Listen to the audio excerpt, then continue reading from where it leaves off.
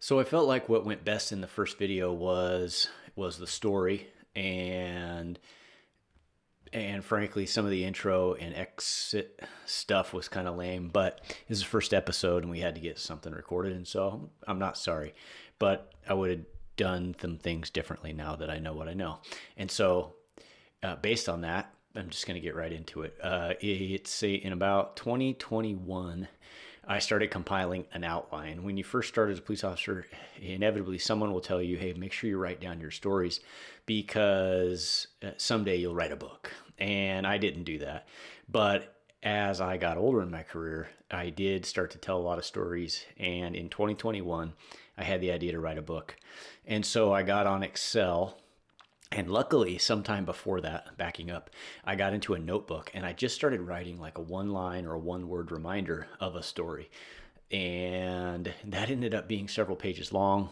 In 2021, I transferred that to Excel into a book outline. I kind of clumped them together into stories by type. Exciting stories, disappointing stories, life stories, cop stories, pre-cop stories, things like that. And so I actually have quite a few stories to draw from, and so that's where I got today's stuff.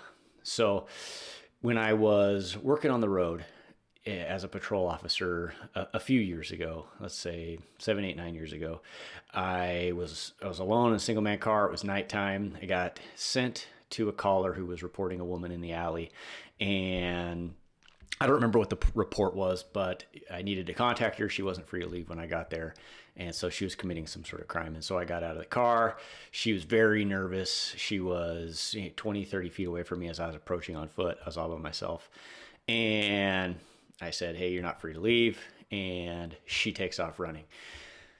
Okay, so it's not that I'm not fast. I am fast, fast enough typically to hold my own in a foot race.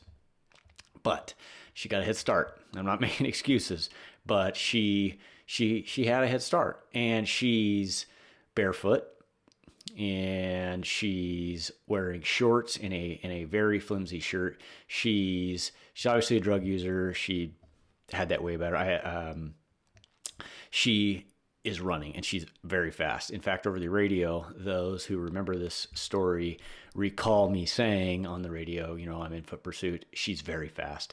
It just came out, and it just shocked me how fast she was, given that she was barefoot and off like a lightning bolt. And so I'm chasing her down the alley, and I go 1 block's length alley, and we pop out onto a pretty major street. We cross 4 lanes of road and a grass median, and I've still not caught her. And so we cross completely over the street. We circle around a church that's on the opposite corner. And in this time, somehow, like, her very loose fitting, ragged tank top thing has like come off, and it's around her waist. And so now she's running and topless, like really sickly from drugs, very, very, face sores, things like that, like a very sickly lady. And so she circles around the building, and as we get back to the corner where we started circling the building, she slips a little bit. I catch up with her. A citizen on the corner actually intervenes and kind of blocks her for a second, and we go to the ground. He doesn't go to the ground. Her and I go to the ground. So I'm on the ground, and I'm bigger than she is. And typically that's enough. And I'm not a big guy, but that's enough to kind of gain control and take someone that size into custody with no force. And so she's like twisting and spinning, and I can hear sirens coming, and people are coming to help, but no one's there yet. And so she's like Gumby twisting, and it's shocking how flexible she is, and like nothing is working. I can only get one arm at a time or no arms, and she's just a mess. And so she, at some point, I'm reaching to get her arm from underneath her, and she bites my arm so hard. And not just like bites it, like she's eating me. She's chewing and chomping, and she's getting after it. And so I pull my arm back, still just trying to pull on her, like, like I'm not trying to hurt this girl or lady as it is. And so help gets there, give her a little pepper spray love, and eventually I get her in handcuffs. And she goes off to jail while I'm sitting there with this officer, this peer of mine, and my blood, or rather her blood. Let's back up a sec. I'm bleeding. She has chewed holes in my arm, like broke the skin, chewed on my arm, and I'm like, I don't go to the doctor. I'm not one to call in sick. I'm just kind of a rub some dirt in it generation. And so I'm on the fence about whether I need to go to the doctor. And this peer of mine, who's older than me and also very much rub the dirt in it, says, "Are you insane? She's a prostitute. God knows what she's given you, in these open wounds." And I thought, okay, yeah, fair enough. All right. So, given that information, I go to the hospital. So I'm sitting on the hospital bed, and a nurse comes in and she says, "So what happened?" And I said, I was working and I got bit by a hooker. And she looks at me, from her chart, like, "I'm sorry?" And I said, "Yeah, bit by a hooker." And so it's just what came out. And apparently maybe it's practice of nurses or registration staff. She types it, "bit by a hooker," into the chart. It was the utterance that I spoke. And so it gets cleaned up. It doesn't require stitches, but it required a lot of cleaning and some blood tests and it was an ordeal. And so I go home, I go about my merry way, and pause that story right there. Sometime later, say months later, years later, I don't remember exactly how long, I'm in training, I'm in plain clothes and doing police training at the station on a scheduled training day, and it's defensive tactics training. So we're doing scenarios with an instructor who's in a suit that's got pads, and he's acting a certain way that prompts us to respond with force. And so this instructor is coming at me. I give him a shove, and then he postures in a way that I thought the response was a punch, and it probably was. Except what I didn't realize was that he, rather than go back from my shove, he kind of leaned into it, which I was coming at him I'm left-handed, with a left hook. I would not have hit him this hard generally. I'm not looking to get hurt myself or hurt people in training. I know how to pull my punches and do scenarios, but I nailed him. And it was just a bad coincidence that he leaned into it just as I was coming at him with this left hook. No gloves. I got no gloves on, and I rock him in his little padded helmet hard. He goes to the ground, partially lost consciousness, and the other instructor calls the scene and goes over to render aid to this instructor who's down on the ground, and I'm laying there over him like this here and waiting, make sure he's okay. And he kind of comes to. He ended up having later his own visit to the doctor, and if I remember right, he had a jaw injury and maybe a mild concussion. But the instructor who I didn't punch looks up at me, and I said, "I broke my hand." And he says, "What?" And I show it to him, and it is just it's obviously broken. It hasn't broke the skin, but bones are sticking up. And he's like, "Oh my goodness." So he takes me over to the hospital, and now I'm in plain clothes, as is this instructor. I'm sitting alone in a hospital room, and the nurse comes in and says, "So what happened today?" And I said, "I think I broke my hand. Actually, I'm pretty sure I broke my hand." And she said, "Oh, what happened?" And I said, "I punched my coworker in the face." And yeah, that's what happened. It's more or less how I phrased it. I didn't give the context, and she looks at me like, "What?" I said, "Yep." He leaned right into it. I just cold cocked him with a left hook, busted my hand. So now she given no context, I'm in plain clothes, she looks at me pretty confused, and while I'm telling her that I punched my coworker in the face, she's looking at my chart, and apparently it shows my history, because it's right here and I can see the note from the previous visit, bit by a hooker. And I'm thinking, this could get interesting. She, if she keeps reading, she'll probably figure out what I do. So I just imagine the humor that I felt, but that she must have felt reading my chart for this guy who's here with a busted hand for punching his coworker, and who had previously been seen for being bit by a hooker. And so I got a chuckle out of that. I got a cast on my hand. So I don't like to miss work, and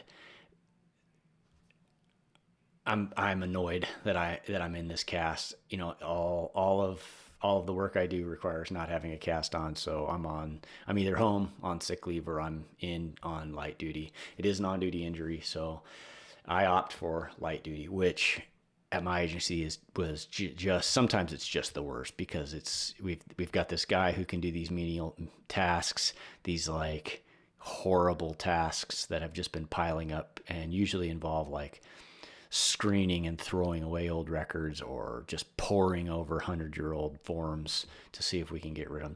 Just the worst things. And so I don't have much of an attention span for that. And so I'm desperate to get back to work. And so I've broke a lot of things. I mean, a lot of things. I've broken bones before. I've sprained many things. I've been in the emergency room a few times in my life, both for work and not work. And so I get to about 2 weeks shy of when my cast is supposed to come off, and I'm thinking, it feels fine.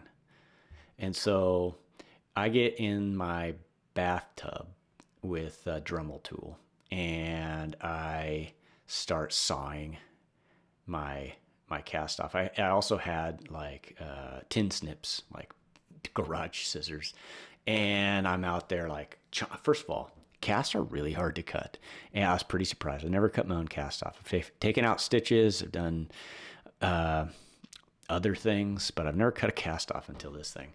And so I'm chunking at this cast with these tin snips and buzzing it, fully aware that one misstep and I'm into my flesh.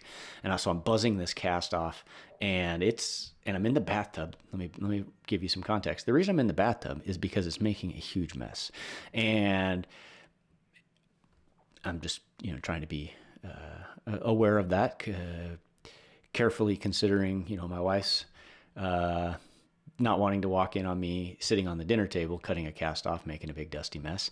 And she does walk into the bathroom. She's not upset with the mess. She's not concerned at all. She is not impressed that I'm cutting off my cast. So I cut the whole cast off. It's really hard to get off. You can't just cut one cut. Like I had to cut a cut and then a partial cut to pry it off. And it's quite the to-do. And my hand's pretty stiff. I'll say I had some almost immediate regret, but after it's been off for a few minutes, I can kind of make a fist, and it's pretty tender, but I think, yeah, I'm fine. And so I call the doc and I say, hey, I think my hand's fine. I'd like a follow-up as soon as possible to get back to work. And they get me in like really quick. Maybe the next day, maybe the day after that, but really quick. And so I go in and the nurse calls me back, and she's walking away as I push through the door.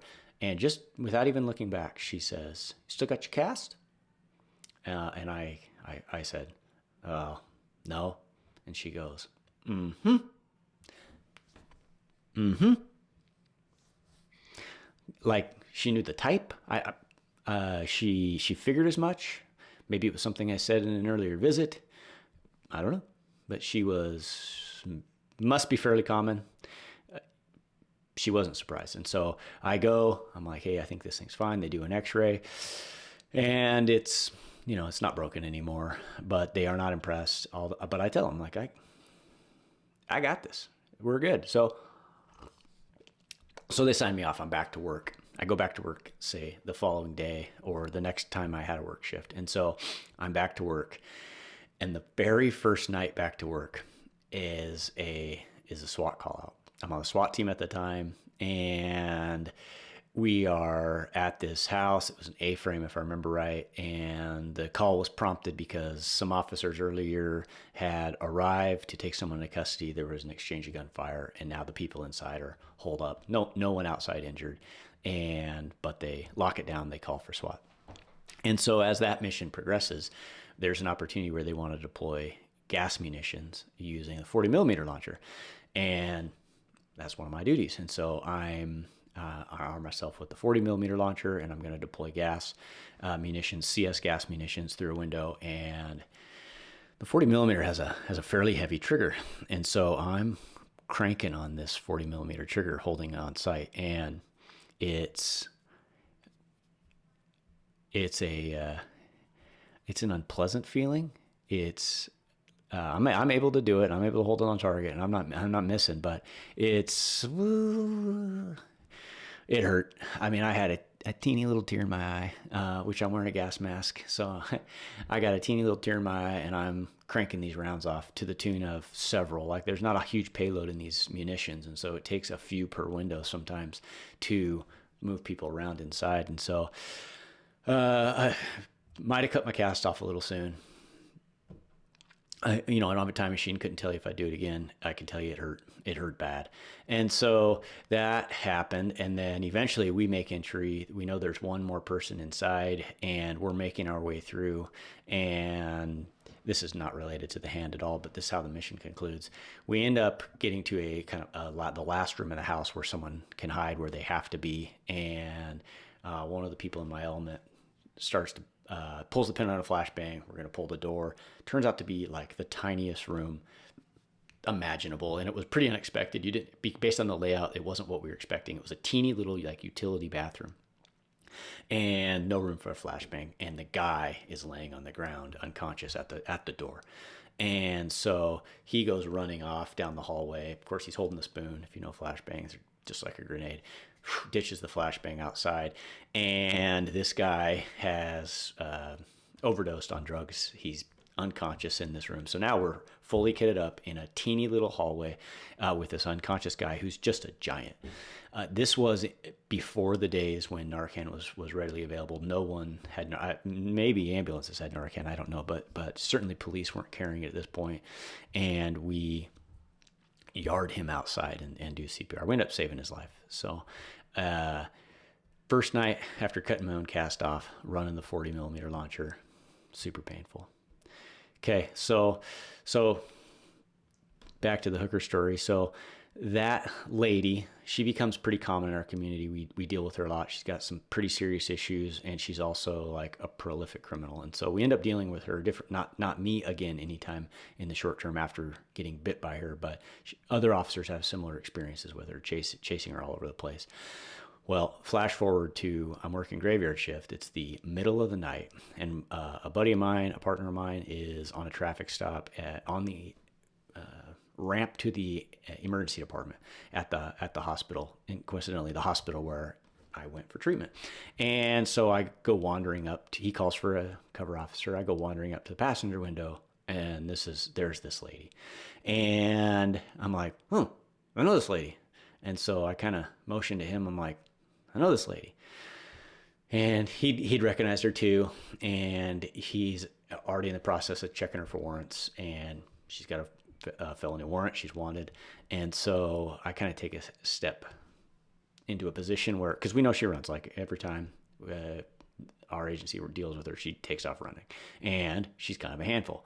And so my hope is that we can just kind of control her exit from the vehicle. So, man, she must have, like, her antenna must have gone up. She must have saw us make eye contact, because before we can do anything, she's out of the car and she is like off like a rocket. Now, this time, she's got no head start. She practically has to run by me to get out. But also, like, I'm not looking to hurt this lady. And I don't want to get on a ground fight with her because she tried to eat me last time. And so I take like a quick 3 steps, and I just give her one of these to hopefully kind of shove her into the bark dust, the flower bed, and then go from there. I don't want to tangle up with her like I did last time, and I'm trying to avoid all that. And so I give her the old 2-handed shove, and she stumbles, catches her footing, loses her footing, and like continues like trying to run like the Roadrunner at full sprint. And through all that, she continues going for a lot longer, and she goes head first into the double sliding door of the hospital and hits it, and then crumples, unconscious. Wasn't what we were going for. It did work, and no one got bit. But and she was fine. She ended up being fine. But I kind of walk over like, oh no, right? Luckily, there was surveillance video that corroborates. Like, I did not shove this lady into the door. She just, I gave her a little help into the flower bed, and she just took off like Roadrunner. And so we get her in handcuffs. Cover officer, or the original officer, comes running around the truck, and he sees, just as we both look at each other, and it's like, both a little relieved we didn't have to fight with her, but crazy stuff.